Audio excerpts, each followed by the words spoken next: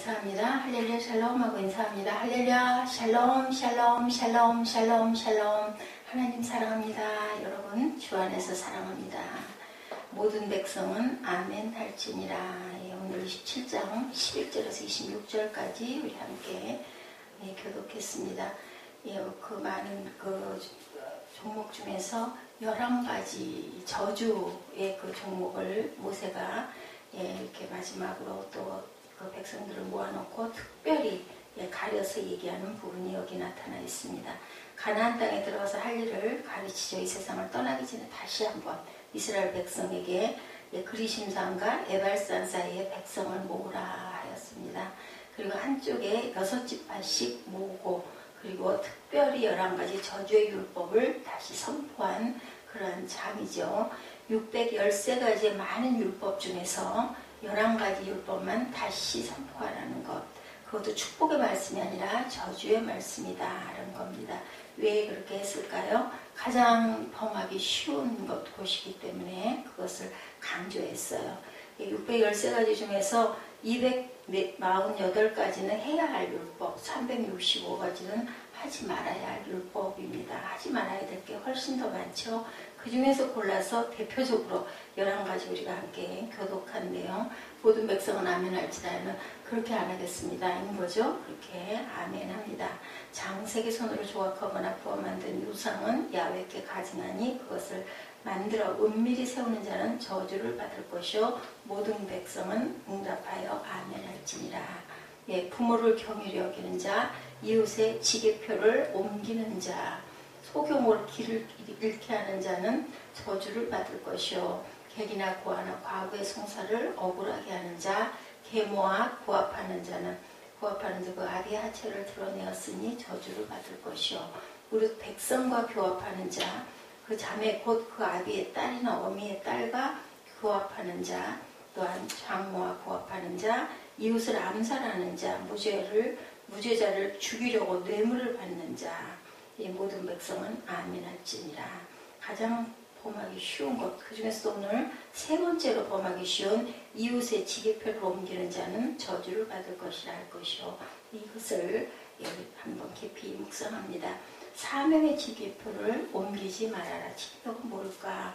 사람마다 사명이 있는데 모든 사람들에게 사명을 각각 조금씩 다르고 비슷하게 주셨다라는 겁니다. 사명이 뭘까라는 것을 우리가 그 질문에, 3가지 질문에 긍정적으로 대답할 수가 있으면 이것이 바로 사명이다. 나는 이것 때문에 이 땅에 보내심을 받았다. 나는 이것 때문에 산다. 나는 이것 때문에 죽을 수 있다.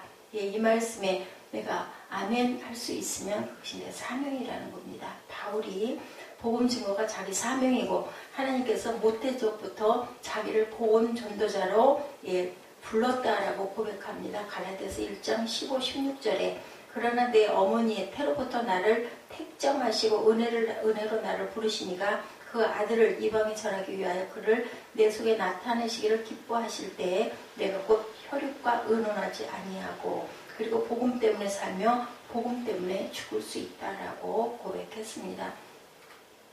사도행전 20장 20절 22절에서 25절에도 보라 이제 나는 심령의 매임을 받아 예루살렘으로 가는데 거기서 무슨 일을 만날는지 알지 못하노라. 오직 성령이 각 성에서 내게 증거하여 결박과 환난이 나를 기다린다 하시니 나의 달려갈 길과 주 예수께 받은 사명 곧 하나님의 은혜에 복음 증거하는 일을 마치려 하면은 나의 생명을 조금도 귀한 것으로 여기지 않노라.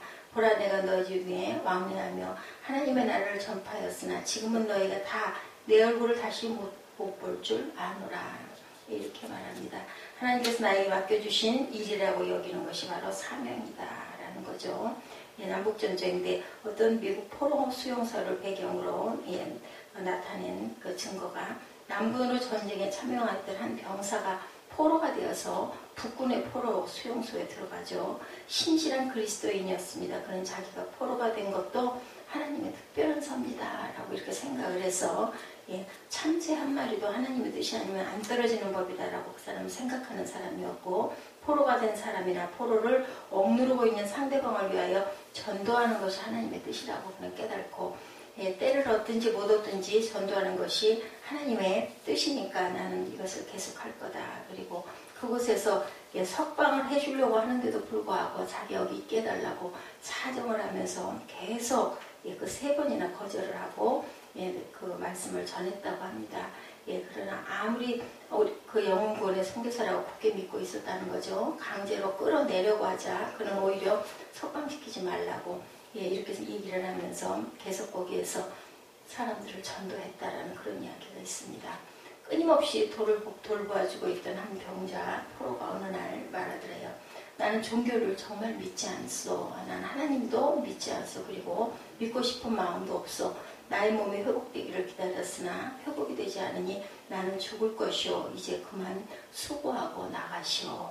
그동안 사랑에 감사하오. 이렇게 얘기를 했다고 그래요. 그러나 그는 주님의 사랑으로 그 원정으로 계속 전도를 계속하고 그가 죽어가는 순간에 그런 손목을 잡고 말했대요. 당신 같은 사람이 믿는 사람이라면 나도 이제 믿겠소. 당신을 내게 보내주신 하나님께 감사로 하고 세상을 떠났대요. 그 병사는 전쟁이 끝나기까지 포로 수용소에 남아 포로들을 돌보며 전도하다가 세상을 떠났다라고 이렇게 기록되어 있다고 합니다. 바로 이런 것이 사명이다. 필리핀 대통령 막사이사의 아버지는 땜쟁이였다고 그래요. 아들이 대통령이 되자 늙은 아버지를 궁궐로 모시고 가려고 했어요. 아버지가 말합니다. 나는 내가 하고 싶은 일을 하겠다. 끝내 그는 한평생 땜쟁이로 일하다 죽었대요. 그것이 사명이다. 이렇게 사명의 지게표를 옮기면 안 된다라는 거죠. 미국 강철한 카네기 회사에서 있었던 일이라고 합니다. 카네기가 공장을 순찰하고 있는데 땜쟁이 한 명이 너무 성실하게 일하고 있더래요. 그래서 그 성실에 감동을 받아서 카네기가 당신 같은 사람이 사장이 되면 우리 회사가 잘 될 것 같소. 이 공장 사장직을 맡으셔라고 얘기를 했더니 그는 말합니다. 사장을 하고 싶은 사람이 많을 텐데 이 땜쥐는 나 외에는 할 사람이 없습니다. 나는 그대로 일하겠습니다. 이 말에 감동을 받은 카네기는 그에게 대통령 월급을 주었다고 합니다. 바로 이런 것들이 사명이다. 그리고 목표의 지게표를 우리가 옮기지 말아야 된다. 짐승은 생존하고 사람은 살아가죠. 짐승은 태어났으니까 먹고 자고 합니다. 사람은 자기 목표를 향하여 살아가는 그러한 존재다. 마음이 뜨겁고 무엇인가 할 수 있을 것 같을 때 목표를 정해 놓고 마음이 시들어지면 목표의 지게표를 옮기는 경우가 있는데 그래서 로버트 슐러 목사님은 이렇게 말했다고 합니다. 목표를 꺾지 마시오. 우리가 항상 12월 25일 1221명 정도의 목표를 꺾으면 안 됩니다. 2000명이 예배드리는 목표의 지게표를 옮기면 안 됩니다. 해야 합니다. 이렇게 얘기를 했다고 그래요. 이광효 싱가포르 수상은 수상 취임을 하면서 말했다고 합니다. 나는 수상으로 있는 동안 12,345가지의 꿈을 이룰 것입니다. 아내 하나, 자녀 둘, 밤새 4발 마이카, 주급 500불을 이룰 것입니다. 이렇게 얘기를 했다고 해요. 수상에서 퇴임하면서 나는 12,345꿈을 이루었습니다. 라고 얘기를 했다고 합니다. 예수님도 목표의 지게표를 옮기지 아니하시고 이 세상의 죄를 짊어지시고 죽으러 오신 목표를 이루시면서 마지막 십자가에서 외치시오. 다 이루었다. 우리 모두도 이렇게 다 이뤘다라는 고백을 하고 돌아갈 수 있는 그런 목표의 지게표를 굳게 붙들고 나가야 되겠죠. 또한 한계의 지게표를 옮기지 말라. 지게표는 자기 땅의 한계를 의미하는 표죠. 한계를 넘으면 안 되는 거죠. 지게표를 넘는 자는 도둑이고 사기꾼입니다. 왜냐하면 여기까지는 내 땅이다라는 경계선이기 때문에 우주 역사상 최초의 죄는 루시퍼의 반란이었죠. 하나님의 피조물 천사장 루시퍼가 지게표를 넘었어요. 자기 하나님처럼 되겠다고 하나님께 반란을 일으킨 게 그 뱀과 아담과 하와의 사건입니다. 지구 역사상 최초의 죄는 바로 아담과 하와가 선악과를 따먹은 사건이죠. 선악과를 먹으면 하나님처럼 된다는 마귀의 말을 듣고 그 선악과를 따먹은 거예요. 이게 바로 한계의 지게표를 옮긴 것이다. 이교시대에 일어난 일입니다. 왕이 민정시찰을 나갔어요. 아무도 왕을 왕으로 알아보는 이가 없었어요. 어느 마을에 똑똑한 청년을 만났다고 합니다. 왕이 물었어요. 너 면장시켜주면 할 수 있겠나? 할 수 있죠. 너 군수 시켜주면 할 수 있겠나? 할 수 있죠. 너 시장 시켜주면 할 수 있겠나? 할 수 있죠. 너 도지사 시켜주면 할 수 있겠나?